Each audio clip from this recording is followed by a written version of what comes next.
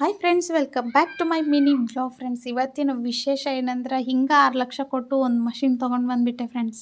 ಈ ಮಾಸ್ಟರ್ ಪೀಸ್ನ ಎಲ್ಲೋ ನೋಡ್ದಂಗದಲ್ಲ. ನಿಜ ಅನ್ಕೊಂಡ್ರ? ಇಲ್ಲ ಫ್ರೆಂಡ್ಸ್, ಅಷ್ಟು ದುಡ್ಡಿರೋರಲ್ಲ, ನಮ್ಮದು ಮಿಡಲ್ ಕ್ಲಾಸ್ ಫ್ಯಾಮಿಲಿ. ಜಸ್ಟ್ ನಿಮಗೆ ತೋರ್ಸಾಕತ್ತೀನಿ. ನಾನಿಲ್ಲಿ ಕೇಸ್ ತೊಗೊಳಕ್ಕೆ ಬಂದೀನಿ ಫ್ರೆಂಡ್ಸ್, ಹೊಸ ಎಂಪ್ರೆಸ್ದು. ಇದಕ್ಕಿದ್ದಂಗೆ ನನ್ನ ಫೋನ್ ಬಂದಾಗ್ಬಿಡ್ತು. ಸೊ ಸರ್ವಿಸ್ ಸೆಂಟರ್ಗೆ ಬಂದೀವಿ. ನನ್ನ ಪುಣ್ಯಕ್ಕೆ ಬಿಲ್ ಆನ್ಲೈನಾಗಿ ತೊಗೊಂಡಿರೋದ್ರಿಂದ ಬಿಲ್ ಐತೆ ಫ್ರೆಂಡ್ಸ್. ಇಲ್ಲಾಂದ್ರೆ ಬಿಲ್ ಎಲ್ಲೂ ನಾವೆಲ್ಲ.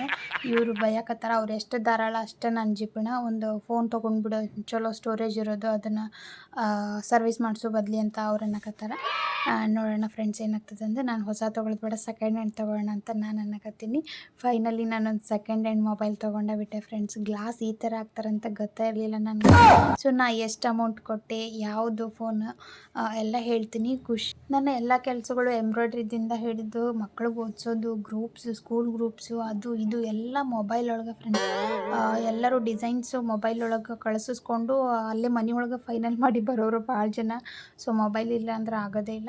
ಸೊ ಹಂಗಾಗಿತ್ತು. ಈಗ ಯೂಟ್ಯೂಬ್ ವಿಡಿಯೋನ ಮಾಡೋಕತ್ತೇನಲ್ಲ, ಸ್ಟೋರೇಜ್ ಪ್ರಾಬ್ಲಮ್ ಜಾಸ್ತಿ ಆಗಿತ್ತು. ಸೊ ಹಾಗಾಗಿ ಗಟ್ಟಿ ಧೈರ್ಯ ಮಾಡಿ ತೊಗೊಂಡೇ ಬಿಟ್ಟೆ ಫ್ರೆಂಡ್ಸ್. ಇದ್ರದ್ದು ಫುಲ್ ವ್ಲಾಗ್ ನಾನು ಯೂಟ್ಯೂಬ್ ಒಳಗೆ ಅಪ್ಲೋಡ್ ಮಾಡೀನಿ, ಚೆಕ್ ಮಾಡಿರಿ. ನಾಳೆಯಿಂದ ನಿಮ್ಗೆ ಇದೇ ಫೋನ್ ಒಳಗೆ ವಿಡಿಯೋ ಮಾಡ್ತೀನಿ ಫ್ರೆಂಡ್ಸ್. ವಿಡಿಯೋ ಅಂತೂ ಇಂಥ ಕ್ಲಿಯರ್ ಬರ್ತೈತಿ. ನಾನು ಎಷ್ಟು ಖರಾಬ್ ಇದ್ದೀನಿ ಅಷ್ಟು ಚಂದ ಬರ್ತೀನಿ ಫ್ರೆಂಡ್ಸ್ ಆ ಫೋನ್ ಒಳಗೆ. ಸೊ ಸಬ್ಸ್ಕ್ರೈಬ್ ಮಾಡಿಕೊಂಡು ವಿಡಿಯೋ ನೋಡಿರಿ ಅಂತ ಹೇಳ್ತಾ, thank you so much. Bye bye.